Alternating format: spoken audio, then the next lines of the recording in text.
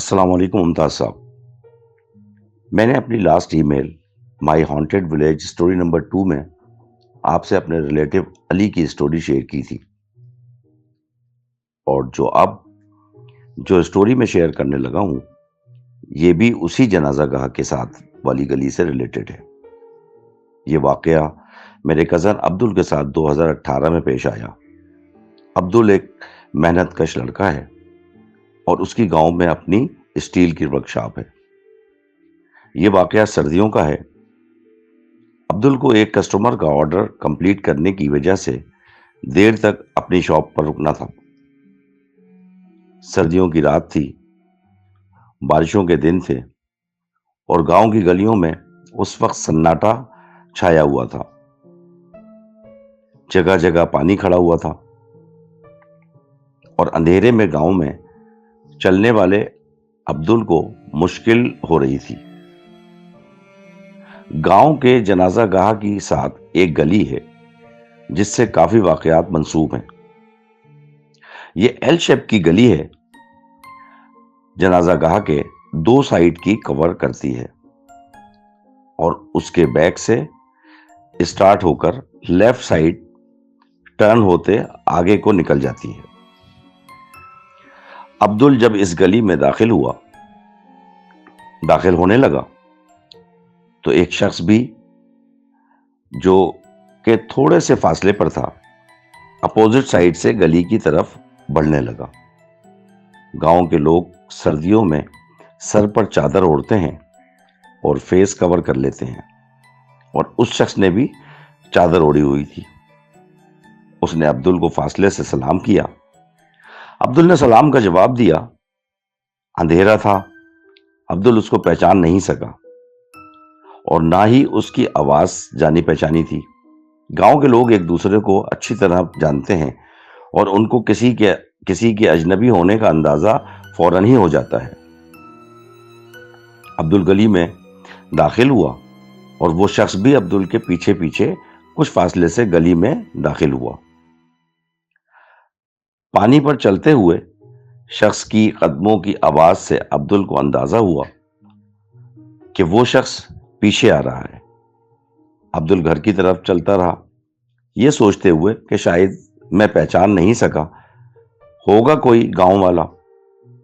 کچھ دیر چلنے کے بعد عبدل رائٹ سائیڈ پر چھوٹی گلی میں مڑ گیا اور اس کو اب بھی قدموں کی آواز آ رہی تھی. پھر اس نے ایک اور گلی میں رائٹ ٹرن لیا، پھر لیفٹ مڑا گلی میں. عبدل کو اس شخص کے قدموں کی آواز اب تک آ رہی تھی. اب جس گلی میں عبدل داخل ہوا وہ لمبی تھی اور بہت لمبی گلی ہے جس کا اینڈ ٹی شیپ کا ہے. یہ ڈیڈ اینڈ ہے، یعنی یا تو آپ آگے گلی کے اینڈ میں رک جائیں یا آپ لیفٹ سائیڈ پر یا پھر رائٹ سائیڈ پر مڑ سکتے ہیں. اسٹریٹ نہیں جا سکتے کیونکہ مکان بنا ہوا ہے. عبدل کو اب پیچھے سے قدموں کی آوازیں آ رہی تھی. عبدل نے اب لیفٹ سائیڈ پر گھر کی طرف مڑنا تھا. اس ایریے میں مسجد کی لائٹ اور آن رہتی ہے اور عبدل کا گھر بھی بہت قریب تھا. عبدل نے لیفٹ سائیڈ پر مڑ کر دیکھا تو پیچھے کوئی نہیں تھا اور نہ ہی کوئی رائٹ سائیڈ پر جا رہا تھا، نہ ہی کسی کی قدموں کی آواز آ رہی تھی. عبدل اس وقت ڈر گیا اور اس کو یہ بات سمجھ نہیں آ رہی تھی کہ وہ شخص کہاں گیا. عبدل کا ماننا ہے کہ یہ کوئی نیک مخلوق تھی جو اس جنازے گاہ والی گلی سے لے کر گھر کے قریب تک اس کی حفاظت کر رہی تھی. سب اپنا خیال رکھیے گا. اللہ حافظ. تمام سننے والوں کو ہمارا سلام. اسپوکی ہانٹیڈ ٹیلز کی ایک نئی ایپیسوڈ میں آپ سب لوگوں کو خوش آمدید کہتے ہیں. امید ہے آپ سب لوگ بخیریت ہوں گے. آج میں نے اپنا کیمرہ نہیں کھولا اور اس کی وجہ یہ ہے کہ ہمارے دوست عامر ٹریولنگ میں ہیں اور وہ اپنی ویڈیو نہیں بنا سکتے، تو میں نے بھی سوچا چلیں میں بھی اپنا کیمرہ نہیں کھولتا. اور آج کا یہ پروگرام کوئی ریڈیو ورژن ٹائپ کا ہو جائے گا جس میں ہم بغیر ویڈیو کے صرف آڈیو پر آپ سے بات کر سکیں گے. آپ لوگ جلدی جلدی اپنے ای میلز، اپنے ساتھ ہونے والے واقعات، اسٹوریز official.spookyhauntedtales@gmail.com پر ارسال کر سکتے ہیں، یا میرا اپنا بھی ای میل ایڈریس alammumtaz255@gmail.com چل رہا ہے، اس پہ کر سکتے ہیں. ایک واٹس ایپ نمبر بھی آپ ہمارا دیکھ سکتے ہیں اسکرین پہ، اس پہ آپ ارسال کر سکتے ہیں. لیکن دیر مت کیجیے، جلدی جلدی کیجیے. جن لوگوں نے ابھی تک ہمارا چینل سبسکرائب نہیں کیا ان سے درخواست ہے کہ ہمارے چینل کو سبسکرائب کر دیں، بیل آئیکن ٹچ کر دیں اور لائک زیادہ سے زیادہ کریں. پچھلی اسٹریمز کے بارے میں بھی بہت اچھے کمنٹس آئے، ایز یوزول جیسے آتے ہیں. آپ لوگوں کا بہت بہت شکریہ. تو چلتے ہیں تھوڑا سا کمنٹ باکس کی طرف، دیکھتے ہیں آج کن لوگوں نے کیا کہا. نائمہ نور، تھینک یو ویری مچ. یہ میں نے نیا نام دیکھا ہے. کے تو بہت پرانی ہے، تو کے thank you very much. Shakeel Arsal Sahib بہت بہت شکریہ آپ کا. عبداللہ صدیق صاحب آپ کا بہت بہت شکریہ.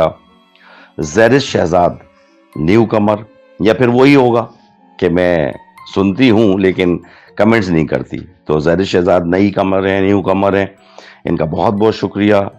ڈی ڈی کی وینز بہت بہت شکریہ. پکو جی، یہ ان کے میں نے کمنٹس پہلے پڑھے ہیں لیکن بیچ میں بالکل غائب ہو گئے تھے، آج پھر انہوں نے کیا ہے، تھینک یو ویری مچ.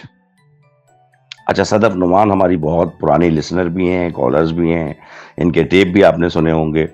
انہوں نے ہم سب سے درخواست کی ہے کہ ان کے لیے دعا کریں، کیونکہ یہ شادی کے بعد رخصت ہو کے لندن جا رہی ہیں. صدف آپ کے لیے بہت ساری دعائیں. آپ لندن جا رہی ہیں، اپنی فیوچر لائف میں بہت خوش رہیں اور کبھی آپ کو دکھ دیکھنا نہ پڑے. ہماری بہت ساری دعائیں جو ہیں نا اور بیسٹ وشز آپ کے ساتھ جا رہی ہیں. اللہ آپ کو خوش رکھے. محمد شاہی صاحب thank you very much. Doctor Waheed ur Rahman fun grapes, doctor صاحب پچھلی دفعہ انفارچونیٹلی آپ کی آواز کٹ گئی تھی، کچھ نیٹ کا پرابلم تھا جس کی وجہ سے آپ کا واقعہ جو ہے نا کمپلیٹ نہیں ہو سکا. میں امید کرتا ہوں کہ آپ جو ہے نا اس کو ٹیکسٹ کی صورت میں مجھے بھیج دیں یا دوبارہ ہماری نیکسٹ ویک جو ہے نا اسٹریم جوائن کر لیں. آپ کا بہت بہت شکریہ ڈاکٹر صاحب. Ahmed Zubair Sahib thank you for gift for us. Ahmed Zubair Sahib وہ فرسٹ پرسن ہیں جنہوں نے ایزی پیسہ سے ہمارے لیے کچھ بھیجا ہے. Thank you very much Ahmed. Raja Sahib thank you very much. Javeria Sarosh جو اب اپنی آئی ڈی میں جویریہ بٹ لکھ رہی ہیں، ایک چھوٹا سا بڑا خوشی والا طنز کیا ہے انہوں نے، اچھا لگا آپ کا چھوٹا سا طنز. تھینک یو جویریہ، خوش رہیں. صوبیہ خلیق آپ اسٹوریز بھیج رہی تھی، ابھی تک تو آئی نہیں. Any how thank you very مچ. نیلا مہدر آپ کہاں غائب ہو گئی، thank you very much. Syed Saad from Toronto Canada, بہت بہت شکریہ سید صاحب. آپ کی ایڈوائزز بھی ہم کو ملی اور آپ کے میسج بھی ہم کو ملا، بہت بہت شکریہ. بشرا اعجاز صاحبہ تھینک یو ویری مچ. آپ تو ایف ایم آر کی فین ہیں، وہ بھی آتے رہتے ہیں اور آئیں گے انشاءاللہ، لیکن جس اسٹریم میں جس پروگرام میں ایف ایم آر نہ ہو اس میں بھی آپ شامل رہا کیجئے. آپ کا بہت بہت شکریہ. تو یہ تھا ہمارا کمنٹ باکس. اور اب ہم عامر کو بھی عامر ویڈیو پہ تو نہیں آئیں گے لیکن عامر کو ہم آڈیو ٹیپ شامل کرتے رہیں گے. اور چلتے ہیں ہم اپنے ای میل میں، دیکھتے ہیں کس نے کیا کیا ای میل بھیجی ہیں، تو کون سی ای میل پڑھی جائے. اچھا چلیں یہ پڑھتے ہیں. یہ واقعہ بھی گاؤں میں رہنے والے ہمارے ایک رشتے دار کا ہے جس کا فرضی نیم میں علی بتا رہا ہوں. علی بہت بہادر ہے اور گاؤں والوں کی مشترکہ زمین کا محافظ بھی ہے.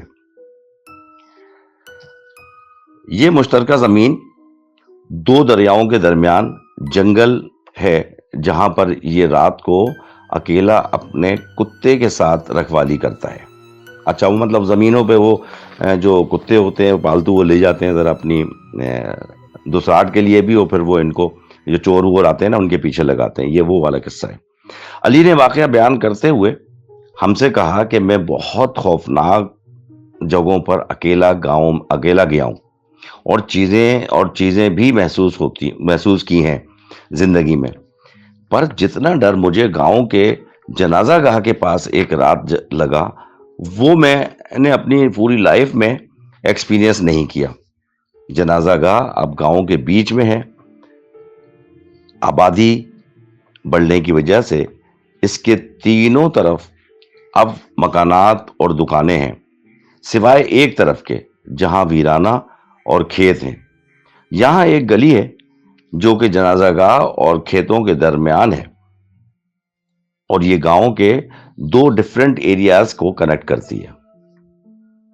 اس گلی میں سے رات کو گزرتے ہوئے بہت خوف سا محسوس ہوتا ہے، اور یہاں اندھیرا بھی ہے، اندھیرا بھی بہت زیادہ ہوتا ہے۔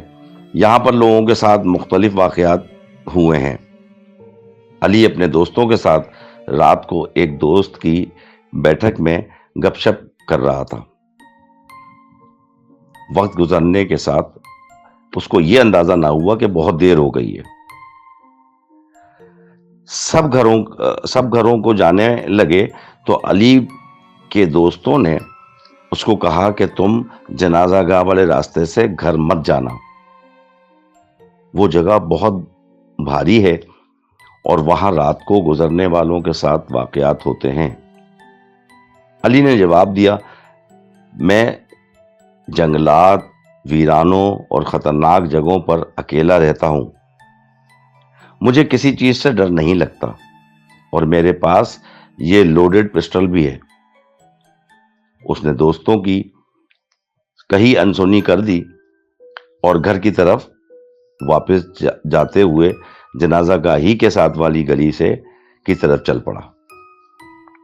علی نے بتایا کہ جب میں گلی سے گزر رہا تھا تو لیفٹ سائڈ پر ایک چیز نظر آئی کہ جیسے سفید لباس پہنے کوئی بیٹھا ہوا ہے۔ مجھے لگا کہ شاید کوئی گاؤں والا بیٹھا ہوا ہے، اور میں چلتا رہا۔ جب اس چیز کے بالکل قریب سے گزرتے ہوئے اس کی طرف دیکھا تو اندھیرے میں اس چیز کی دو سفید چمکتی آنکھیں مجھے گھور رہی تھی۔ مجھ پر شدید خوف طاری ہوا اور میں نے دوڑ لگا دی۔ اس وقت نہ میری بہادری کام آئی اور نہ ہی مجھے اپنی پسٹل یاد آئی۔ میں تقریباً 2 منٹ تک بھاگتا رہا، گھر کے دروازے پر آ کر رک گیا۔ علی آج بھی گاؤں میں اپنے کھیتوں کی رکھوالی کرتا ہے، وہاں سوتا ہے اور ہمارے ساتھ مختلف واقعات شیئر کرتا رہتا ہے۔ اللہ حافظ۔ تھینک یو ڈی کے ڈارک نائٹ، یہ سٹوری ہمیں ڈارک نائٹ نے بھیجی تھی، تو بہت بہت شکریہ۔ یہ ہمیں بھیجتے رہتے ہیں اپنے ساتھ ہونے والے واقعات اپنے گاؤں کے، تو اچھی سٹوری تھی۔ چھوٹے چھوٹے واقعات ہیں ان کے گاؤں کے جو یہ ہم سے شیئر کرتے رہتے ہیں، تو ہم نے کہا چلیں آج یہ ڈارک نائٹ کی سٹوری پڑھیں ای میل کی صورت میں۔ ای میلز بہت ہیں، عامر کے پاس بھی، میرے پاس بھی، تو چلتے ہیں اور پھر عامر سے کہتے ہیں کہ عامر کے پاس کون سی ای میل ہے۔ عامر کون سی ای میل ہے آپ کے پاس؟ کچھ اپنی ای میلز میں سے ایک ای میل پڑھیے اور سنائیں، پھر اس کے بعد پھر میری باری آئے گی تو میں سنا دوں گا۔ اپنی ای میل سنائیں پلیز۔ جی عامر۔ یہ بات ہے 2013 کی۔ میں ساؤتھ کوریا میں ملٹری ڈیپوٹیشن پہ گیا۔ تو ساؤتھ کوریا اور نارتھ کوریا کا کانفلکٹ تو سب کو پتہ ہی تھا، اور آج بھی۔ اب تو خیر معاملات تھوڑے بہت بہتر ہو گئے ہیں، لیکن اس ٹائم پہ معاملات بڑے خراب تھے۔ تو میری ڈیپوٹیشن ساؤتھ کورین آرمی کے ساتھ لگی، اور ہم لوگوں کو ایک ٹاسک دیا گیا کہ ہم لوگوں نے پیٹرول کرنا تھا ڈی ملٹرائز ایریا کے اندر، جو کہ ایک ریموٹ ویلی تھی۔ وہاں پہ جا کے ہم کو پیٹرول بھی کرنا تھا اور کچھ دن ٹھہرنا بھی تھا، یعنی نگرانی بھی کرنی تھی۔ اس ویلی کے بارے میں سب سے بڑا مسئلہ یہ تھا کہ جہاں پہ ہم کو پیٹرول کر کے اپنا مورچہ بنانا تھا، وہ ایک ریموٹ ویلی تھی، اور اس کی ایک طرف کھائی اور ایک طرف بڑی اسٹیپ پہاڑی تھی۔ اس کے اندر ایک اور رسک بھی تھا، اور وہ یہ تھا کہ یہ چیز بھی دیکھنی تھی کہ ایسا نہ ہو کہ ہم لوگ جو ہیں پیٹرول کرتے کرتے بارڈر کی دوسری طرف نہ چلے جائیں، کیونکہ کوئی پراپر فینس وغیرہ نہیں تھی، تو ایسا نہ ہو کہ ہم لوگ جو ہے نارتھ کورین سائڈ پہ گھس جائیں، اور اگر ہم ایسا کرتے تو ڈیفینیٹلی ہم لوگ جو ہیں وہاں کی شوٹنگ کا نشانہ بن جاتے اور وہ لوگ ہمیں اسٹریٹ اوے شوٹ آؤٹ کر دیتے۔ بہرحال ہم لوگ چلے، ہم لوگ تقریباً 30 یا 35 کے قریب لوگ تھے، اور یہ طے پایا کہ 10 کے قریب ہم لوگوں کی ٹیمیں بنیں گی، جس میں 3 لوگ ہوں گے، اور ایک ہمارا پلاٹون کمانڈر ہوگا جو کہ ان تمام چیزوں کو مانیٹر کرے گا۔ ہمارے پاس ایک سنائپر تھا جو کہ ایک ٹیم کا حصہ تھا، اور ایک جو ہے وہ تمام ریڈیو ایویونکس وغیرہ دیکھنے والا جو ٹیکنیکل کا بندہ ہوتا ہے وہ ہوتا تھا۔ میری ٹیم میں جو سنائپر تھا اس کا نام ٹام تھا، اور جو پیٹرول میں میرے ساتھ تھا جو ٹیکنیکل کے تمام معاملات دیکھ رہا تھا اس کا نام تھا سولجر کیم۔ اب یہاں پہ ہم لوگوں نے یہ ڈیسائیڈ کرا، جب ہم لوگوں نے تمام چیزیں سیٹل کر لی، یعنی اس کا آپ یہ سمجھ لیں کہ تقریباً ہر 20 میٹر کے بعد ہم لوگوں کی ایک ٹیم پوزیشن لے کے بیٹھ گئی۔ یہ ہمارا ٹاسک 3 دن کا تھا، اور ہم کو وہاں پہ 3 دن کے لیے نگرانی کرنی تھی۔ جب ہم یہ سیٹ کر رہے تھے تو اچانک میری ٹیم کی نظر پڑی سامنے ایک گھر کے اوپر، جو کہ بالکل ویران، برباد، ٹوٹا ہوا، جس کی چھت جگہ جگہ سے ٹوٹی ہوئی تھی، جس کے دروازوں پہ مکڑی کے جالے لگے ہوئے تھے، اور ایسا لگ رہا تھا کہ کافی حشرات الارض ادھر ادھر اس میں گھوم رہے ہیں، یعنی اس میں کوئی زندگی کا نشان نہیں تھا۔ مزیدار بات یہ تھی کہ جب یا خوفناک آپ بات بول لیں وہ یہ تھی کہ جب ہم اس کے قریب گئے تو ہم کو بڑی ہیوینس محسوس ہوئی، کہ جیسے ہمارے ارد گرد کسی چیز کی پریزنس ہے جو کہ پلیزنٹ نہیں لگ رہی تھی۔ تو ہم لوگوں نے ایک دوسرے کی طرف دیکھا۔ اچھا، ہماری آرمی کی ٹریننگ کے اندر ہم لوگوں کو کئی دفعہ ایسی جگہوں پہ جانا پڑتا ہے کہ جہاں پہ اس طرح کے معاملات ہوتے ہیں، تو یہ ہماری بیسیکلی ٹریننگ کا حصہ ہوتا ہے، کیونکہ ہم لوگ میجورٹی ریموٹ ایریاز میں ہی ہوتے ہیں، اور عام طور پہ ہم ایسی جگہوں پہ ہی رہتے ہیں جو بارڈر سے ریلیٹڈ ہوتی ہیں، تو اسی لیے ہم ان چیزوں کے یوز ٹو ہوتے ہیں۔ لیکن کئی دفعہ ایسا ہوتا ہے کہ یہ چیزیں اپنا اتنا بھاری اثر رکھتی ہیں کہ ہم لوگوں کے ہوش بھی اڑ جاتے ہیں۔ تو وہاں پہ ہم لوگوں کو اسی طرح کی فیلنگ محسوس ہوئی کہ جیسے کوئی چیز ہے وہاں پہ جس کو ہمارا وہاں پہ آنا پسند نہیں آیا۔ بہرحال تمام چیزیں سیٹ اپ ہو گئیں، 3 کے یونٹ بن گئے، ہم لوگوں نے اپنا سیٹ اپ کرا، اور اس کے بعد ہم لوگوں نے یہ ڈیسائیڈ کرا کہ 3 گھنٹے ایک بندہ سوئے گا اور 2 جاگیں گے، پھر 3 گھنٹے ایک بندہ سوئے گا، 2 جاگیں گے۔ اس طرح سے ہم لوگوں نے اپنا روٹین بنایا اور ہم لوگ اپنے کام میں لگ گئے۔ اسٹارٹنگ یہاں سے ہوئی کہ جو بھی بندہ جاگ رہا ہوتا تھا اور وہ آگے دیکھ رہا ہوتا تھا نائٹ ویژن سے، تو اس کو ایسا محسوس ہوتا تھا کہ وہ جیسے ہی نائٹ ویژن ہٹائے تو سامنے سے کوئی چیز گزر کے گئی ہے۔ گھاس میں بھاگنے کی، دوڑنے کی، جیسے آپ جب سوکھی گھاس میں بھاگتے ہیں تو اس طرح کی آوازیں آ رہی، ہیسنگ کی آوازیں آ رہی، وسپرنگ کی آوازیں آ رہی۔ تو یہ بڑا عجیب و غریب فینومینا ہم لوگوں کو کنٹینیوس محسوس ہو رہا تھا۔ ہماری پوزیشن بھی ایسی تھی کہ ہم لوگوں کو آگے اور پیچھے تمام چیزیں صاف صاف نظر آ رہی تھیں، تو ایسا ہو نہیں سکتا تھا کہ کوئی ایسی چیز ہو جو کہ ہمارے سامنے سے گزرے اور ہم کو نظر نہ آئے۔ ہم سمجھ تو گئے تھے کہ کوئی ایسی پیرانارمل چیزیں ہمارے ارد گرد ہیں جو کہ ہمیں اپنی پریزنس کا احساس دلا رہی ہیں۔ ہو سکتا ہے وہ ڈیمونک ہوں یا نان ڈیمونک ہوں، لیکن ہمیں محسوس ہو گیا تھا کہ کچھ نہ کچھ آس پاس ہے ضرور۔ ہماری کمر کے اوپر وہ گھر تھا۔ مجھ کو، میرے پلاٹون ممبرز کو، تمام لوگوں کو بالکل یہ احساس ہو رہا تھا کہ جیسے کوئی ہم کو پیچھے سے کنٹینیوس واچ کر رہا ہے، اور کسی کی ہمارے پیچھے کمر پہ پریزنس ہے، تو ہم لوگ بار بار مڑ کے بھی دیکھتے تھے۔ غرض یہ کہ 3 گھنٹے جو ہمارے سونے کا ٹائم تھا وہ ہم ہارڈلی 10 یا 12 منٹ 15 منٹ بھی نہیں سو پاتے تھے. ہمیں مسلسل احساس ہو رہا تھا کہ جیسے ہم جب سونے کے لیے لیٹتے تو ہمارے ارد گرد کوئی لیٹا ہوا ہے, ہمارے ساتھ کوئی لیٹا ہوا ہے, سانسوں کی آوازیں آ رہی ہیں, کوئی وسپر کر رہا ہے عجیب و غریب زبان میں. بہرحال یہ کہ پریشانی تو بہت زیادہ ہو گئی تھی کہ یہ ہو کیا رہا ہے. سمجھ تو ہم گئے تھے کہ یہ پیرانارمل ایکٹیویٹی ہو رہی ہے.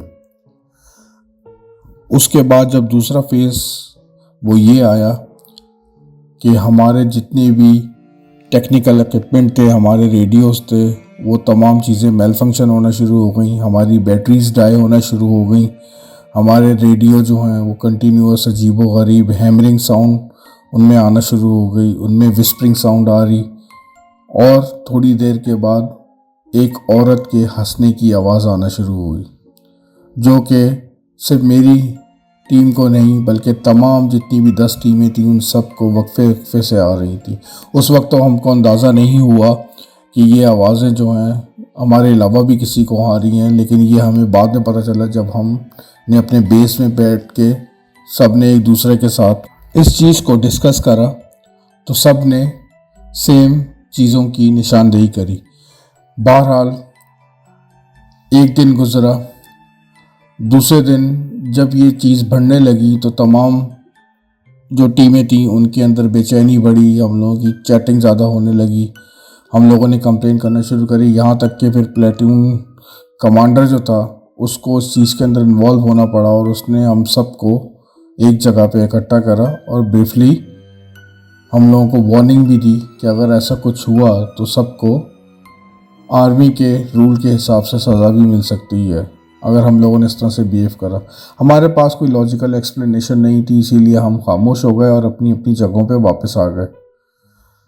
اس رات کو ایک ایسا عجیب و غریب واقعہ ہوا جس کے بعد ہمارا وہاں ٹھہرنا مشکل ہو گیا. رات کے تقریباً 2 یا 2:30 بج رہے تھے, میں اپنی ڈیوٹی دے رہا تھا تو ایک دم سے مجھے ایسا محسوس ہوا کہ جیسے میرے پیچھے کوئی ہے. میں نے مڑ کے دیکھا تو درختوں کے درمیان مجھ کو 2 بڑی بڑی آنکھیں نظر آئیں. پہلے تو میں یہ سمجھا کہ یہ کسی جانور کی آنکھیں ہیں, لیکن جب میں نے غور کرا تو وہ اتنی بڑی آنکھیں تھیں وہ کسی جانور کی نہیں ہو سکتی تھیں, کیونکہ ان 2 آنکھوں کے درمیان تقریباً 3 سے 4 فٹ کا فرق تھا. مگر یہ مجھے پتا تھا کہ وہ آنکھیں ہی ہیں, وہ بلنک بھی کر رہی تھیں, ایسا بھی نہیں تھا کہ وہ بالکل اسٹیٹک ہوں, اور وہ مجھے دیکھ رہی تھیں. میں نے فوراً نائٹ ویژن گوگلز لگائے اور ان کی طرف دیکھا تو مجھ کو کوئی باڈی نظر نہیں آئی, اور میرا اور ان آنکھوں کا فاصلہ تقریباً 20 فٹ کا تھا. تو ایسا ہو ہی نہیں سکتا تھا کہ نائٹ ویژن گلاسز کے اندر اس کا کوئی امیج نہ آئے. میں حیران و پریشان ابھی یہی سوچ رہا تھا, اور میرے جسم کے اندر چلز آنا شروع ہوئے, میرے رونگٹے کھڑے ہونا شروع ہو گئے, مجھے اپنے اسپائن کے اندر ایک ٹھنڈک محسوس ہوئی. ابھی میں اس سچویشن سے گزر ہی رہا تھا کہ مجھے ایک دم سے برابر کی یونٹ میں سے کسی کے فائر کی آواز آئی. اب جو میں نے گوگلز پہنے ہوئے تھے, میں نے منہ موڑا تو دیکھا کہ برابر کی یونٹ کا سنائپر جو تھا اس نے انہی آنکھوں کو فائر کر رہا تھا. ایک دم سے ایک اور فائر کی آواز آئی جو کہ اس سے برابر کی یونٹ کا تھا. اسی طرح سے تقریباً 4-5 فائر کی آواز آئی, اور یہاں سے میری ٹیم کے سنائپر نے بھی ایک دم سے فائر مارا. اب جو میں نے غور کرا تو مجھے اندازہ ہوا کہ تمام سنائپرز اسی آنکھ کی طرف دیکھ رہے تھے اور وہ اس کی طرف فائر کر رہے تھے. حیرت کی بات یہ تھی کہ اتنے سارے فائرز اور سنائپرز جن کو ٹریننگ ہی ایکوریٹ ٹارگٹ کی دی جاتی ہے, 1 نہیں 2 نہیں بلکہ 6-7 سنائپرز کے فائر کے بعد بھی وہ آنکھیں اپنی جگہ سے ہلی بھی نہیں. ہم لوگ ابھی یہ اس چیز کو ایسیس ہی کر رہے تھے کہ اچانک سے وہ آنکھیں پیچھے ہونا شروع ہوئیں اور آہستہ آہستہ درختوں کے درمیان غائب ہو گئیں. ہمارے پلیٹون کمانڈر نے فوراً ہم سب کو پیکنگ کا آرڈر دیا اور ہم لوگوں کو بولا کہ صبح کی پہلی کرن نکلتے ہی ہم لوگ پیچھے کی طرف موو کر جائیں گے.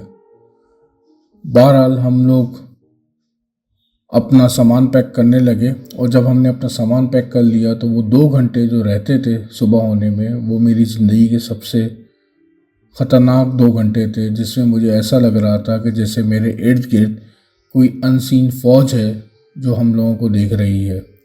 ये सिर्फ मुझे एहसास नहीं हो रहा था बल्कि मेरी टीम को भी यही एहसास हो रहा था। हर बंदा इसी तरह से सोच रहा था और हर बंदे को इसी तरह से लग रहा था। बहरहाल जैसे ही सूरज की पहली किरण निकली और हम लोगों ने पीछे की तरफ मूव करा तो हमें ऐसा लगा कि जैसे हमारे पीछे कोई मुसलसल आ रहा है और वो हमको पुश कर रहा है। हमारे शोल्डर्स भारी हो चुके थे, हमसे चलना मुश्किल हो चुका था।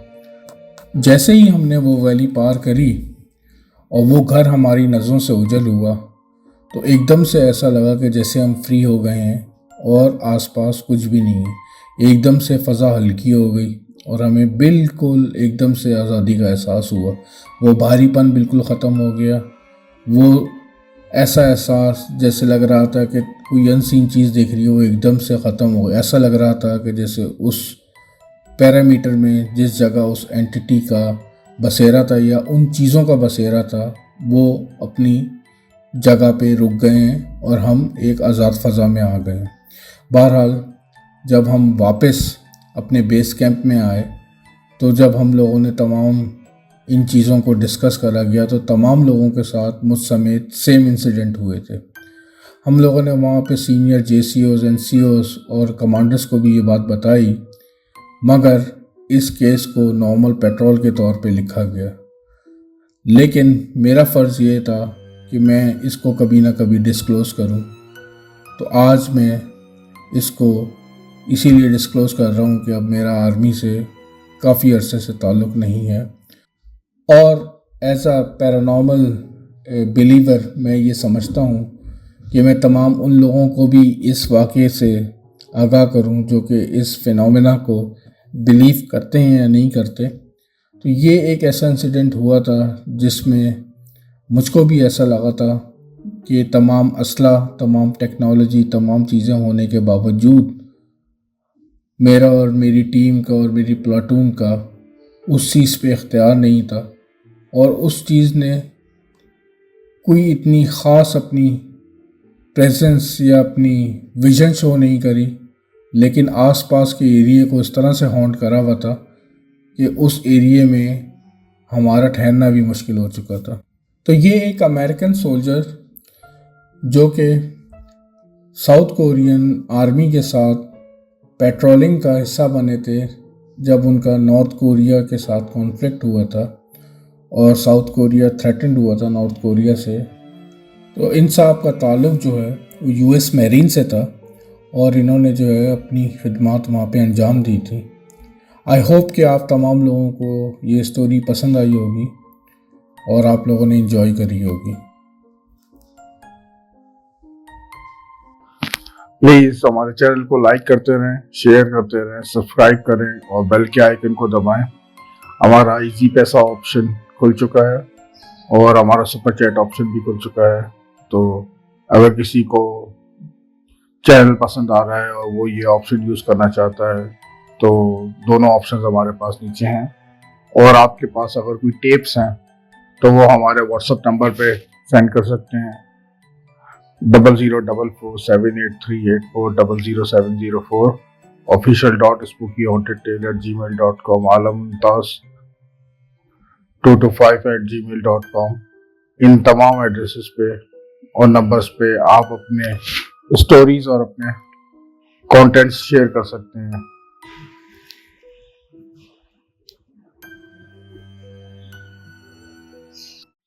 अस्सलाम वालेकुम। मैं मोहम्मद रज़ा खालिद रावलपिंडी से। अल्लाह हम सबको बुरे वक्त में एक दूसरे का साथ देना नसीब फरमाए। आज का वाक़या उबैदुल्लाह साहब ने भेजा। ये कहते हैं ये वाक़या उस वक्त का जब लोग घरों के ऊपर डिश एंटीने लगाते होते थे और एंटरटेनमेंट का ज़रिया खाली डिश एंटीना ही होता था। उस वक्त इंटरनेट का तो कोई कॉन्सेप्ट ही नहीं था तकरीबन, और केबल का भी कोई ख़ास बंदोबस्त नहीं था। अब इसी तरह एक रात बहुत तेज़ बारिश होके बंद हुई थी। उसके बाद लाइट आई तो हमने टीवी लगाया तो वो जो हमारी डिश थी वो क्लियर नहीं आ रहे थे चैनल ना। तो घर वालों ने कहा कि जाओ जी ऊपर। अब्बू ने कहा कि सेट करो डिश को। तो हमने जाके सेट की। उन्होंने लाइनें वगैरह लगाई हुई थी, उसके मुताबिक सेट करके बांध दी ना। अब छोटे भाई ने ऊपर वो टैंकी की तरफ इशारा किया तो मैंने भी टैंकी की तरफ देखा तो हमें 2 लाल रंग के वाज़ेह साए नज़र आए ना। तो मैं तो डर गया, तो मैं छोटे की तरफ देख रहा था। छोटे भाई ने अपने मुंह के ऊपर उंगली रख दी। उसने कहा भाई चुप ही हो जाए, रहने दें इशारे से। तो हम चुप खड़े देखते रहे। तकरीबन 1-2 मिनट के अंदर ही वाला साहब भी ऊपर आ गए। तो वो कह रहे कि कब की डिश सही हो गई है। तो मैं कह रहा हूँ नीचे आ जाओ, तो तुम सुनते क्यों नहीं। खैर कह रहे हैं जो ही वाले साहब आए तो हम वो भागते भागते नीचे चले गए। वाले साहब को थोड़ी देर लगी, कोई 5-10 मिनट। उसके बाद वाला साहब नीचे आ गए। अब जब नीचे आए तो उसके बाद वाला साहब ने कहा कि वो छत पे थोड़ा ख़राब हो गया तो जाके वालदा को कहा कि साफ़ कर देना। तो अब सुबह जब हम स्कूल से आए तो वालदा ने कहा कि वो छत पे एक जानवर मर गया था, तो आपके वाला साहब ने मारा था कि वो कुछ कहे नहीं ना आपको, तो उसको मैंने वो हाथ पे छापर चढ़ा के तो बाहर फेंक दिया। इनकी वालदा कहती कि बहुत ही बदनुमा जानवर था वो, बड़ा अजीब सा, समझ नहीं आ रहा था चमगादड़ है क्या चीज़ है, लेकिन उन्होंने फेंक दिया। अब ये बच्चे कह रहे हमें तो दिखाना था। खैर इन्होंने कहा मैं बेटा आपको क्यों दिखा, बस हो गया छोड़ो। अब फिर उसके बाद ऐसे ही दिन गुजरते रहे। कहते हैं कि उसके बाद वालिद साहब का जो रवैया था वो थोड़ा सा सख्त हो गया। उनकी तबीयत थोड़ी गुस्से वाली हो गई। जो हमें वालदा से बचाते होते थे कि ना मारना इनको, वो अब उनसे ज़्यादा हमको डर लगने लग गया वाला साहब से, क्योंकि वो ज़रा ज़रा बाद में पक्की पक्की चपेड़ भी लगा देते थे और गुस्सा भी करने लग गए थे। कह रहे अब इसी तरह दिन गुजरते गए तो हमें छुट्टियां भी हो गई स्कूल की। तो अब हम लोगों ने छत पे देखा तो वहाँ पे एक बच्चा बैठा हुआ टैंकी के ऊपर। तो हमने उसे कहा कि ओए क्या है, कौन हो तुम, जाओ हमारी छत से भागो। तो हम लोगों ने जब ज़्यादा उसे कहा और ज़्यादा उसे आवाज़ें दी तो उसने हमारी तरफ ना वो बजरी फेंकना शुरू कर दी और प्लास्टिक फेंकना शुरू कर दी, टूटा हुआ बंटे मारना शुरू कर दिए। हम लोगों ने कहा बेटा रुको, अभी हम नीचे से ना अम्मी को बुला के लाते हैं। तो अब नीचे से हम अम्मी को बुला के लाए तो अम्मी को कोई कुछ भी नहीं नजर आया। कह रहे कि ऐसा अक्सर होता, लेकिन हम छत पे रोज जब भी खेलने जाते, अगर उसको कुछ भी ना को तो बैठा रहता, अगर कुछ उसको छेड़े तो वो मारता। कह रहे अब इसी तरह एक दिन अब नानो हमारी आ गई तो अम्मी नानो के साथ चली गई कि खाना वगैरह लेने के लिए, बनाने के लिए। हम लोग घर में अकेले थे, स्कूल की छुट्टियां थी। तो हमने देखा वही बच्चा ड्राइंग रूम में बैठा हुआ। कह रहे हम लोगों ने वो एक छोटे भाई ने बाल्टी उठाई और मैंने भी बल्ला उठाया। हमने कहा आज इसकी खैर नहीं, आज बताते हैं इसको, ये हमारे खिलौने इस तरह चोरी करने आया। कह रहे हम लोग भागे तो बच्चा छलांगे लगाता हुआ दीवारों पे चलता हुआ वापस छत पे चला गया। कह रहे हम दोनों ने एक दूसरे को पकड़ लिया भाइयों ने कि भाई ये क्या मसला खराब हो गया है। तो तब इन्होंने अपनी अम्मी को बताया। जब अम्मी और नानू आई तो नानू ने कहा मैंने भी कोई हलचल सी तो महसूस की थी सीढ़ियों के ऊपर, लेकिन मैंने कहा चलो छोड़ो, तुम लोग डरोगे तो बताया नहीं। खैर फिर नानो भी चली गई। अब इसी तरह एक दिन ये कह रहे कि हम बच्चे और हमारी अम्मी घर में थी तो अचानक दरवाजा खड़का और हमने खोला तो एक बड़ा खतरनाक सा काला कुत्ता अंदर भाग गया ना, घर के अंदर ही। कह रहे अब वालदा ने हमें पकड़ा और किचन में ना बंद कर लिया ना अपने साथ। अब वो कुत्ता इधर उधर घूमे और बड़ा खतरनाक सा था, इतने इतने तो बाल थे उसके ऊपर। कह रहे अब अचानक ही फिर से दरवाजा खड़का तो वाला साहब आ गए। तब हमने वाला साहब से कहा कि अबू दरवाजा बंद करके बाहर ही रहे, तो कुत्ता है अंदर बड़ा खतरनाक। तो वाला साहब बहादुर थे, उन्होंने अंदर आके देखा कि भी किस तरह आ सकता है, नीचे भी दरवाजा बंद है तो ऊपर भी छत का भी बंद है, किधर से आया ये। उन्होंने देखा तो कह रहे घर में कोई कुत्ता नहीं, आ जाओ बाहर ना। अब ये बाहर आ गए। कह रहे अब इसी तरह ना जो घर का बेड था वो भी रात को हिलता था और फर्नीचर भी। कह रहे एक दिन तो हम सुबह उठे तो हमारा जो दरवाजा था उसके आगे अलमारी लगी हुई। कह रहे अब हमारा बाहर निकलने का कोई रास्ता ही नहीं, हम परेशान हो गए एक दूसरे को देख रहे किस तरह। खैर वाला साहब, वालदा और हमने जोर लगा के उस अलमारी को पीछे ही किया, वो अलमारी पीछे हुई और उसके बाद हम लोग बाहर निकले। कह रहे अब एक रात बहुत लंबी, उस वक्त लाइटें जाया करती थी, सन 2000-2001 में बहुत लंबी लाइट जाया करती थी। अब लाइट गई, वैसे तो इतनी नहीं जाती, लेकिन जब जाती थी तो कभी कभी पूरी पूरी रात भी नहीं जाती थी। अब इसी तरह एक रात लाइट चली गई। कह रहे कि हमको वो वाली रात हम लोग अपने टेरेस में बैठे हुए थे और हमने अपनी आंखों से देखा कि जैसे वाला साहब को किसी ने लात से खींच के गिराया। कह रहे हम परेशान हो गए। वाला साहब भी कह रहे किसने खींचा मुझे, क्या बदतमीजी है बेटो, इतनी जोर का नहीं खींचा था तो बात आई गई होगी। अब कह रहे कि थोड़ी देर के बाद हमने घर के अंदर देखा तो रोशनी, हमने कहा शायद लाइट फ्लिकिंग कर रही होगी, आगे गई होगी। तो कह रहे एक बल्ब सा जैसे कि वो गोल सा होला सा होता, कहते हैं कि वो ना पूरे घर में घूम रहा और हमें साफ साफ नजर आया कि ये क्या। اب اس کے بعد جب لائٹ آئی ہے تو ہم لوگوں کو سب کو بھوک بھی لگی تھی، والدہ کچن میں کھانا وغیرہ پکانے کے لیے چلی گئیں۔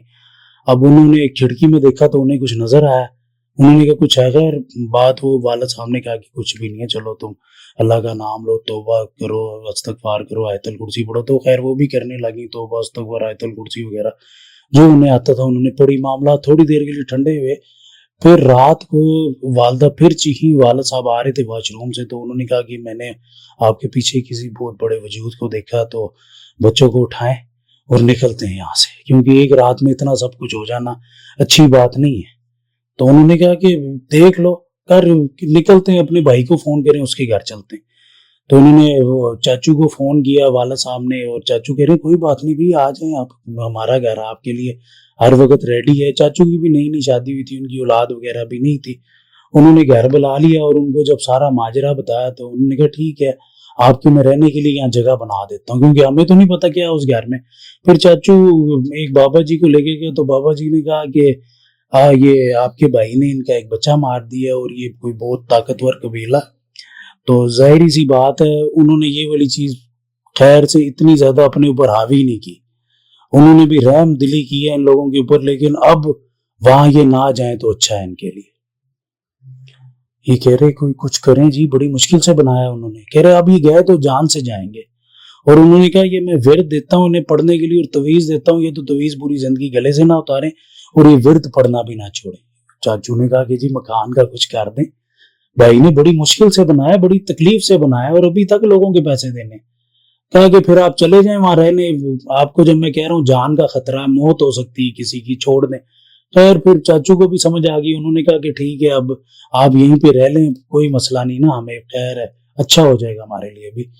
تو اب وہی بات آئی گئی ہوئی۔ اب اس کے بعد انہوں نے گودام والے سے بات کی چاچو نے، اس نے کہا ٹھیک ہے لیکن میں پیسے کم دوں گا، مکان نقصان میں بک گیا۔ اب اسی طرح وہ جو مکان جب بکا تو وہ جو گودام تھا دن کے وقت ہی ورکنگ ہوتا تھا، رات کو نہیں، تو گودام سے کوئی خاص شکایت نہیں آئی، تھوڑی بہت آئی کہ ہمارا سامان وغیرہ گرا ہوتا ہے، لیکن کیونکہ وہ پیمپرز کا اور ایسی جو یہ روئی سے چیزیں بنتی ہیں اس کا گودام تھا، تو اسی وجہ سے کوئی گرنے وغیرہ سے کوئی نقصان وغیرہ نہیں ہوتا تھا ان کے سامان کو۔ اب اسی طرح والد صاحب کی طبیعت خراب ہوئی، لیکن 20 سال کے بعد۔ اس وقت تو والد صاحب روز وہ جو وظائف پیر صاحب نے دیے تھے وہ کرتے تھے، اور اس کے علاوہ وہ جو والد صاحب کو تویز دیا ہوتا وہ پینی رکھتے تھے۔ تقریباً 20-22 سال کے بعد والد صاحب کی طبیعت خراب ہوئی، اور پھر بہت زیادہ خراب ہو گئی، اور آہستہ آہستہ کر کے اتنی خراب ہو گئی کہ جو روز کے ان کے ورد تھے وہ بھی نہیں وہ پڑھ سکے، نہ وہ اس طرح سے نمازیں اپنی پڑھ سکے، اور ان کی پھر تھوڑے عرصے کے بعد نیچرل ڈیتھ ہو گئی ہاسپٹل میں۔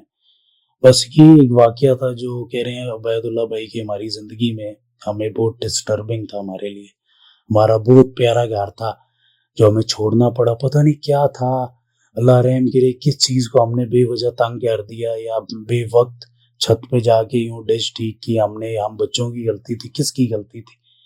بس اللہ تعالیٰ رحم کرے سب کے اوپر، اور اللہ تعالیٰ ہم سب کو اپنے پرہیزگار بندوں میں بنائے۔ بس یہی تھا آج کا واقعہ۔ اللہ حافظ۔ ای میلز تو بہت ہیں عامر، لیکن آپ کو پتا ہے کہ جس وقت بابا جی کی آپ بھی تھی اور بابا جی سے ریلیٹڈ کوئی بھی قصہ میرے پاس آ جائے تو مجھے دوسری ای میلز پہ اچھی نہیں لگتی، تو یہ بابا جی کا سیکویلز ہے، اور اسی میں سے میں چاہوں گا کہ میں پڑھوں جو ساجد حسین صاحب ہمیں بھیجتے رہتے ہیں بابا جی کے ساتھ، ان کے ساتھ ہونے والے واقعات جو ہے، تو میں وہی پڑھوں گا۔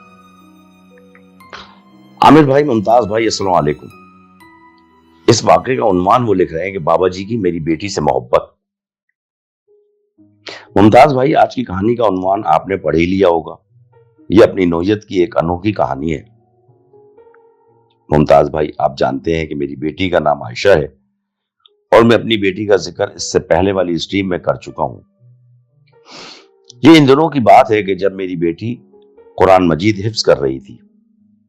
یہ میری بیٹی کی ہی خواہش تھی کہ حافظ قرآن بنے۔ اسے قرآن مجید کو حفظ کرنے میں کچھ دشواری ہو رہی تھی، یعنی حافظے کے کچھ مسائل تھے۔ قاری صاحب روز گھر پر آ کر اسے قرآن مجید حفظ کرانے آیا کرتے تھے۔ ایک دن عائشہ نے مجھ سے کہا کہ آپ مجھے لے کر بابا جی کے کمرے میں چلیں، مجھے ان سے کچھ بات کرنی ہے۔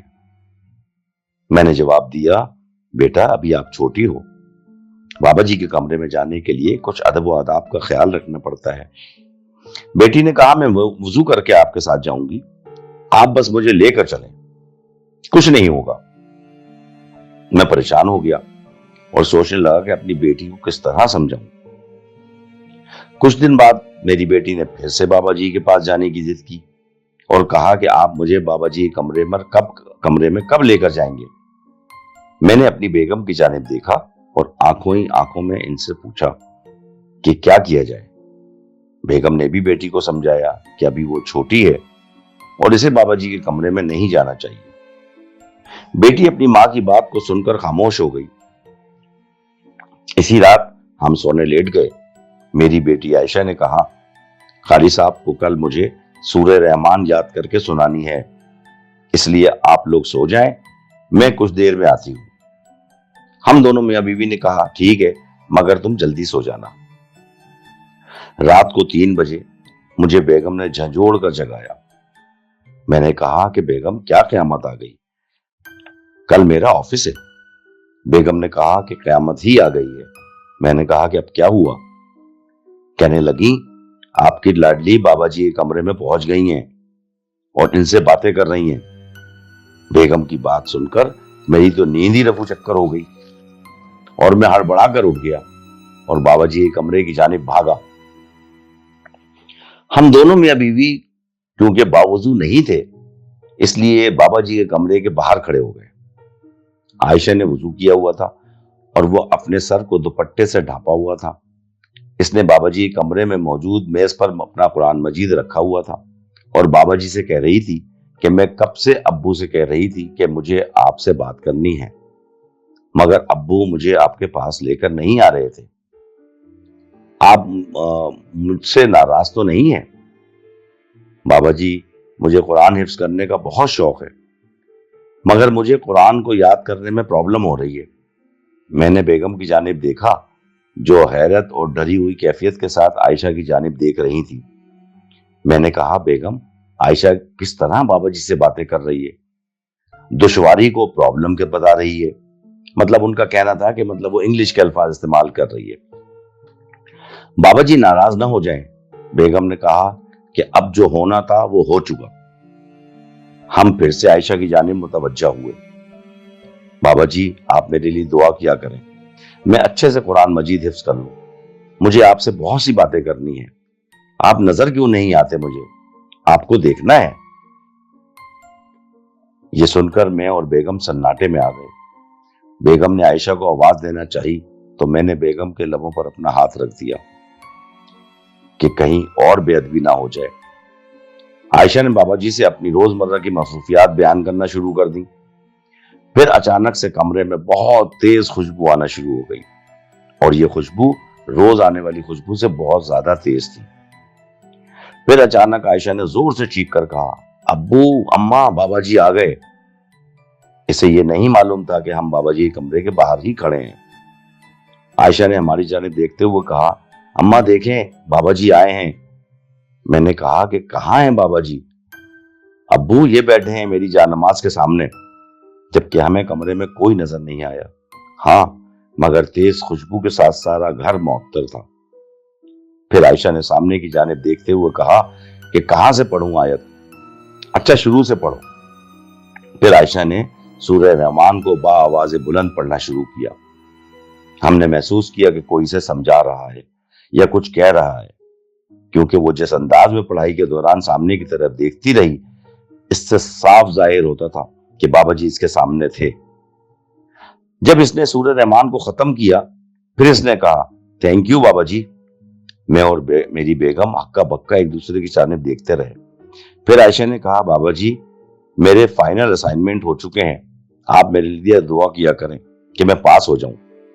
बाबा जी ने ऐसे कुछ जवाब दिया होगा जो कि हमें नहीं सुनाई दिया। अब जितनी भी बातें आयशा और बाबा जी के दरमियान हुई थी, वो इन दोनों ही के दरमियान थी, हमें इनका कुछ मालूम न था। जबकि आयशा ने इनसे अपने फाइनल असाइनमेंट के बारे में भी दुआ करने के लिए कहा। तब आयशा ने कहा कि आप जो पढ़ने के लिए कह रहे हैं, क्या मैं लिख लूं? फिर वहां से कुछ जवाब आया होगा, इसके लिए आयशा कमरे से बाहर आई اور ایک رف پیڈ لے کر بابا جی کمرے میں گئی۔ اس نے رف پیڈ پر جو لکھا وہ یہ تھا کہ 101 دفعہ یا حسیبو پڑھنا ہے عشاء کے بعد۔ عائشہ نے جیسے ہی اپنے باتوں کا دفتر ہی کھول دیا ہو کہ ختم ہی نہیں ہو رہی تھی۔ صبح کے 4 بج چکے تھے۔ میں نے کمرے کے باہر زور سے کھنکارا اور غصے سے عائشہ کی جانب دیکھا، جس کو عائشہ نے محسوس کر لیا۔ پھر اس نے بابا جی سے بے تکلفی سے کہا، بابا جی مجھے نیند آ رہی ہے اور اماں ابو بھی غصے میں ہیں، تو میں جا رہی ہوں، بابا جی میرے لیے دعا ضرور کرنا۔ پھر اس نے سامنے کی جانب دیکھا اور کہا، اماں بابا جی گئے۔ اسی کے ساتھ وہ تیز خوشبو بھی چلی گئی۔ جیسے ہی عائشہ کمرے سے باہر آئی، اس کی ماں نے غصے سے اس کی طرف دیکھا اور کہا، اب تم جھوٹ بھی بولنے لگی ہو؟ تمہیں کچھ معلوم ہے کہ تم کیا کر کے آئی ہو؟ بابا جی کے کمرے میں ایسے نہیں جایا جاتا، بہت کچھ کرنا پڑتا ہے، وضو کرنا پڑتا ہے، اگربتی جلانی پڑتی ہے۔ تو میں کیا کرتی؟ میں تو کب سے ابو سے کہہ رہی تھی کہ مجھے بابا جی کے پاس جانا ہے، آپ لوگ مجھے لے کر ہی نہیں جا رہے تھے۔ اب شوق پورا ہو گیا تمہارا؟ آپ لوگ بھی تو جاتے ہیں بابا جی کے کمرے میں۔ ہاں جاتے ہیں، اس کے لیے تم نے دیکھا نہیں کہ ہم کتنی باتوں کا خیال رکھتے ہیں؟ اور یہ تم بابا جی سے کس انداز میں بات کر رہی تھی؟ وہ بابا جی ہیں، انسان نہیں ہیں، وہ ایک بزرگ جن ہیں۔ تم کو ایسے ان کے پاس نہیں جانا چاہیے تھا اور اس طرح سے ان سے باتیں نہیں کرنی چاہیے تھی۔ اور تم نے ان کو کیوں بلایا؟ تمہیں کچھ عقل وقل ہے یا نہیں؟ پر اماں وہ تو بہت اچھے ہیں، ان کی لمبی سفید داڑھی ہے، وہ تو مجھ سے بہت پیار سے باتیں کر رہے تھے، بالکل نانا ابو کی طرح ہیں۔ اور اب تو مجھے انہوں نے پرمیشن دے دی ہے، میں ان سے وضو کر کے بات کر سکتی ہوں اور قرآن بھی ان کو سنا سکتی ہوں۔ میں خاموش کھڑا دونوں ماں بیٹی کی باتوں کو سنتا رہا۔ بیگم نے کہا، ساجد آپ ہی اسے کچھ سمجھائیں کہ وہ دوبارہ یہ سب کچھ نہ کرے۔ عائشہ نے میری جانب دیکھا اور کہا کہ ابو میں نے کچھ غلط نہیں کیا۔ میں نے جواب دیا کہ جاؤ جا کے سو جاؤ، اب جو ہونا تھا وہ ہو چکا۔ مجھے یقین تھا کہ آج رات خواب میں بابا جی کی زیارت ہوگی، جو کہ نہیں ہوئی۔ میں آفس چلا گیا۔ سارا دن دل بوجھل رہا تھا، کسی کام میں دل نہیں لگ رہا تھا، ایسا لگ رہا تھا کہ سارا ماحول تھم سا گیا ہو۔ میں ظہر کی نماز پڑھنے مسجد میں گیا۔ نماز پڑھنے کے بعد کچھ نیند کسی کیفیت محسوس ہوئی، کیونکہ ساری رات کا جاگا ہوا تھا۔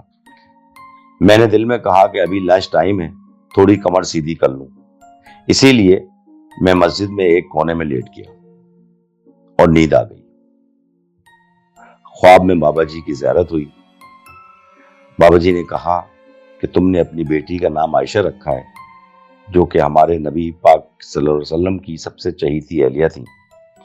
ہماری جان نبی پاک پر قربان، اسی نام کی بنیاد پر تمہاری بیٹی پر اللہ کا خاص کرم ہے اور اللہ نے اسے قرآن حفظ کرنے کی توفیق نصیب فرمائی ہے۔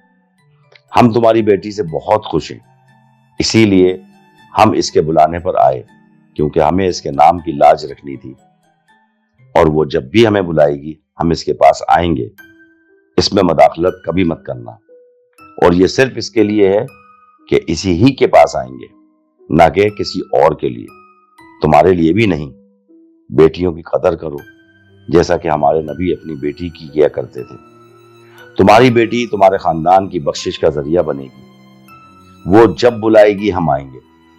اپنی اہلیہ سے کہو اس سے سختی نہ برتیں، تمہاری بیٹی پر اس کے نام کا بہت اثر ہے، فکر کرنے کی ضرورت نہیں ہے، ہم خوش ہیں۔ آج بھی جب کبھی عائشہ چاہتی ہے بابا جی کے کمرے میں جاتی ہے اور ان کو زبانی قرآن سناتی ہے۔ اب تو وہ خیر سے حافظ قرآن ہو چکی ہے اور پڑھائی میں اول نمبر پر آتی ہے۔ ممتاز بھائی، عامر بھائی، یہ ہماری زندگی کا وہ سچ ہے کہ جو ہم چاہیں بھی تو نہیں بھلا سکتے۔ خیر اندیش ساجد حسین۔ بہت بہت شکریہ ساجد، بہت بہت شکریہ۔ اور آپ کے بھیجے ہوئے بابا جی سے ریلیٹڈ تمام قصے، تمام باتیں بہت ہی انٹرسٹنگ ہوتی ہیں اور مجھے تو اسپیشلی بہت ہی پسند آتی ہیں۔ اور یہ تو آپ کی بیٹی نے ڈائریکٹ بابا جی سے بات چیت کر لی، ان سے ان کا انٹریکشن ہو گیا، اور ماشاءاللہ یہ بھی پتہ چلا کہ آپ کی بیٹی حافظ قرآن ہے، تو بہت بہت مبارک ہو آپ کو، اور واقعی بابا جی نے صحیح کہا کہ ایک حافظ قرآن کے بدلے کی وجہ سے وہ 7 بولتے ہیں، ہمیں بزرگ بتاتے تھے کہ 7 لوگ بخشے جائیں گے، یعنی کہ وہ خود، اس کے ماں باپ، اس کے نانا نانی اور اس کے دادا دادی، مطلب 2 دادا دادی، 2 نانا نانی، 2 ماں باپ، 6 اور 1 وہ خود، یعنی کہ ایک حافظ قرآن 7 لوگوں کو جنت میں لے جانے کا سبب بنے گا۔ تو یہ تو بہت بڑی سعادت ہے آپ کے لیے بھی اور آپ کی بیٹی کے لیے بھی۔ تو بہت بہت شکریہ، مجھے تو بہت پسند آتے ہیں اور آئندہ بھی بھیجتے رہیے گا۔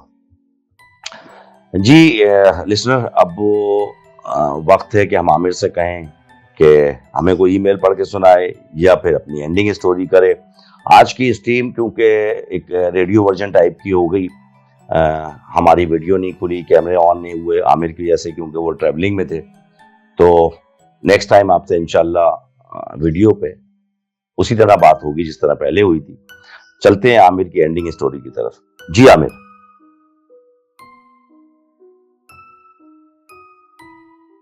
یہ سٹوری جو میں آج بیان کرنے جا رہا ہوں، اس کا تعلق بیسیکلی اسکیپٹسزم سے ہے، اور یہ میرے والد کے ساتھ ہوئی تھی۔ یہ بات ہے میرے والد کی ٹین ایج کے زمانے کی، جب وہ چینی اوٹ میں رہا کرتے تھے۔ ینگ بلڈ تھا، راتوں میں دیر سے گھر آنا، جو ٹپیکل ٹین ایجرز کسی بھی ایج یا کسی بھی ایرا کے کرتے ہیں، وہی ان کا کام تھا۔ دن میں کام یا پڑھائی اور رات میں دیر سے گھر آنا۔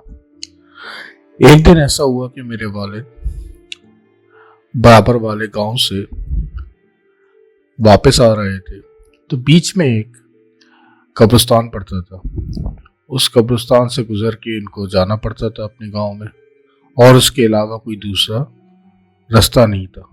ایک تھا رستہ، مگر پھر یہ کہ اس میں پھر 5 میل لمبا ان کو ٹرن کاٹنا پڑتا تھا، جو کہ رات میں 2-3 بجے لوگ ایوائڈ ہی کرتے تھے۔ تو میجورٹی لوگ یہ ہوتا تھا کہ گروپ بنا کے یہ 1-2 کی ٹولی میں قبرستان کے درمیان سے گزر کے گھر آ جایا کرتے تھے۔ ایک دن ایسا ہوا کہ میرے والد قبرستان کے پاس آئے اور انہوں نے دیکھا تو آس پاس ان کو کوئی نظر نہیں آیا۔ رات کے 3 بجے کا ٹائم تھا۔ تھے وہ بڑے بہادر، انہوں نے کہا اللہ مالک ہے، اور وہ قبرستان کے اندر گھس کے چلنا شروع ہوئے۔ اب وہ پگڈنڈی پہ چلتے چلے جا رہے ہیں، تو تھوڑی دور ان کو اپنا ایک دوست دکھائی دیا۔ انہوں نے دوست کو دیکھا، انہوں نے کہا یہ یہاں پہ کیا کر رہا ہے؟ پھر ان کو تھوڑی دیر بعد اندازہ ہوا کہ نہیں، یہ کچھ کر نہیں رہا ہے، بلکہ یہ بھی میری طرح سے ہی قبرستان کے اندر واک کرتا ہوا گاؤں کی طرف جا رہا ہے۔ انہوں نے یہ سوچا کہ چلو اس کو میں پکڑ لیتا ہوں، اور پھر اس کے بعد جو ہے ہم دونوں مل کے ساتھ چلے جائیں گے۔ تو انہوں نے یہ سوچا ہی تھا کہ ان کو سامنے جو پھلیاں ہوتی ہیں، میجورٹی اکثر جو جھاڑ جھنکار کے اندر پیدا ہوتی ہیں، پتہ نہیں ان کو شاید گوار کی پھلیاں کہا جاتا ہے، کہ وہ سوکھی ہوئی سامنے پڑی ہوئی تھی۔ تو کسی بھی ٹین ایجر بچے کی طرح سے انہوں نے بھی وہ پھلیاں اٹھا لی، کھینچا۔ انہوں نے کہا اس کو توڑتے ہوئے ایسی واک کرتا ہوا آگے چلے جاؤں گا۔ وہ انہوں نے اٹھا تو لی، لیکن پھر ایک ہوا یہ کہ وہ پھلیاں جو تھیں سوکھی ہوئی تھیں۔ اب وہ جب سوکھ جاتی ہیں تو اس میں ایسی آواز آتی ہے چھن چھن چھن چھن۔ انہوں نے وہ پھلیاں اٹھائیں اور تیز تیز اپنے دوست کے پیچھے چلنا شروع کر دیا۔ اب ان کو تو اندازہ نہیں ہوا، کیونکہ ان کے ہاتھ میں پھلیاں تھیں اور ان کا ہاتھ ہل رہا تھا، تو اس کی وجہ سے چھن چھن کی آواز آنا شروع ہوئی۔ اب رات کے 3 بجے قبرستان کا ایمبینس، ان کا جو دوست آگے چل رہا تھا اس کو تو پتہ ہی نہیں تھا کہ میرے پیچھے کون آ رہا ہے، تو وہ ایک دم سے چونکا۔ اس کو جب چھن چھن کی آواز آئی تو اس نے اپنی سپیڈ تیز کری۔ اب انہوں نے اس کو دیکھا کہ اس نے اپنی سپیڈ تیز کری ہے، تو یہ بھی تیز ہوئے۔ اس وقت تک ان کو اندازہ نہیں ہوا تھا میرے والد کو کہ وہ دوست جو ہے وہ ڈر گیا ہے۔ بہرحال یہ آگے چلتے رہے، وہ آگے اور تیز چلتا رہا۔ اب جو انہوں نے ایک دم سے سپیڈ بڑھائی کہ اس دوست کو کیچ کرے، تو جب زور زور سے آواز آئی ہے تو دوست ایک دم سے رکا ہے، اور اس نے اپنے سائڈوں میں ادھر ادھر دیکھا اب میرے والد نے جب اس کو دیکھا تو میرے والد ایک دم سے رک گئے، کیونکہ میرے والد کو ایسا لگا کہ یہ قبرستان ہے، شاید اس نے ادھر ادھر کچھ دیکھ لیا ہے۔ اب وہ دوست جو ہے ایک دم سے تیر کی طرح سے بھاگا۔ میرے والد نے جب اس دوست کو دیکھا کہ وہ تیر کی طرح سے بھاگا ہے تو وہ یہ سمجھے کہ اس نے کچھ دیکھ لیا ہے، آج اس کو کوئی چڑیل یا بھوت نظر آ گیا ہے قبرستان میں، تو میرے والد اس کے پیچھے بھاگے۔ اب وہ آگے بھاگ رہا ہے، میرے والد پیچھے، میرے والد کے ہاتھ میں گوار کی پلیاں وہ چھن چھن چھن کر رہی۔ بہرحال یہ کہ یہ چیز جا کے قبرستان کے اینڈ پہ ختم ہوا، اور جب یہ چیز ختم ہوا تو وہ لڑکا جو تھا جو میرے والد سے آگے تھا وہ قبرستان کی گیٹ سے باہر تھوڑا سا آگے جا کے گر گیا، اور اس کے اوپر اتنا شدید خوف طاری ہو گیا کہ اس کو بیسیکلی دورہ پڑ گیا، اور وہ کانپنے لگا، منہ سے اس کے جھاگ نکلنے لگا اور انکانشیس سا ہونے لگا۔ میرے والد جب اس کے پاس پہنچے تو اس کے پاس پہنچنے کے بعد میرے والد نے پوچھا اس سے، اول تو اس وقت اس کی کنڈیشن ایسی نہیں تھی کہ اس سے کچھ پوچھا جاتا، ظاہر سی بات ہے اس نے کوئی جواب نہیں دیا، وہ کانپ رہا تھا، اس کے منہ سے جھاگ نکل رہا تھا، آنکھوں سے پانی بہہ رہا تھا۔ بہرحال یہ کہ میرے والد نے اس کو پکڑا، اس کو تھوڑا سنبھالا اور اس سے پوچھا کہ وہی پنجابی میں ان کی کنورسیشن ہوئی کہ ہوا کیا ہے۔ تو جب وہ تھوڑا سا اپنا بحال ہوا تو اس نے بتایا کہ مجھ کو پیچھے سے چھن چھن چھن کی آواز آ رہی تھی، ایسا لگ رہا تھا جیسے کوئی چڑیل پڑ گئی ہے۔ اب وہ جو ہے یہ بتایا جا رہا ہے، اب میرے والد کو اس وقت اندازہ نہیں ہوا، پھر ایک دم سے میرے والد کے ذہن میں آیا اور انہوں نے پاس پڑی ہوئی پھلیاں اٹھائیں اور اس کے پاس لے کے گئے اور اس کو جا کے ہلایا، کہنے لگے وہ یہ آواز یہ تو نہیں تھی؟ تو وہ ایک دم سے چونکا اور اس نے ان کی طرف دیکھا، کہنے لگے ہاں آواز یہی تھی۔ تو اس کے بعد میرے والد نے جب اس کو بتایا سب کچھ تو وہ میرے والد سے بڑا ناراض بھی ہوا، کہا کہ اس سے بہتر ہے کہ تم مجھے آواز دے دیتے لگے۔ بہرحال یہ کہ وہ مسئلہ سارٹ آؤٹ ہو گیا، مذاق ہوا، پورے چنیوٹ کے اندر یہ بات پھیل گئی کہ یہ ان لوگوں کے ساتھ ہوا ہے۔ تو کہنے کا مقصد یہ ہے کہ وہ ایک ایمبینس تھا، رات کا ٹائم تھا، قبرستان آس پاس تھا، پیچھے سے ہمارے والد کی غلطی تھی، انہوں نے پھلیاں اٹھا لی، وہ لے کے بھاگے جب اس شخص کے پیچھے تو وہ شخص آگے بھاگا۔ تو یعنی کوئی بھی ایسا شخص ہوگا جب اس ماحول کے اندر ہوگا تو اس کا تو ہارٹ فیل ہو جائے گا۔ یہ تو ایسے لوگ تھے کہ یہ برداشت کر گئے۔ تو یہ بڑا مزیدار ایک کیس تھا، وہ کافی عرصے میرے والد سے ناراض بھی رہا، پھر اس کے بعد بہرحال ٹھیک ہو گئے تھے معاملات اس کے۔ تو کہنے کا مقصد یہ ہے کہ کچھ ایسی چیزیں بھی ہوتی ہیں ہمارے ارد گرد جن کو اگر ہم غور سے دیکھیں تو وہ نہیں ہوتی جو نظر آ رہی ہوتی ہیں۔ تو ان پیرانارمل تھنگس کے اندر ہمیں سوچنا چاہیے کئی دفعہ کہ ہو سکتا ہے کہ ان کا ریزن کوئی اور ہو اور ہم اس کو کسی اور طریقے سے لے رہے ہوں۔ بہرحال اپنے دوستوں کا اور اپنی گردنواں تمام لوگوں کا خیال رکھیے گا، اپنی فیملی والوں کا خیال رکھیے گا۔ See you at next episode of Spooky Haunted Tale. Sleep tight. اللہ حافظ.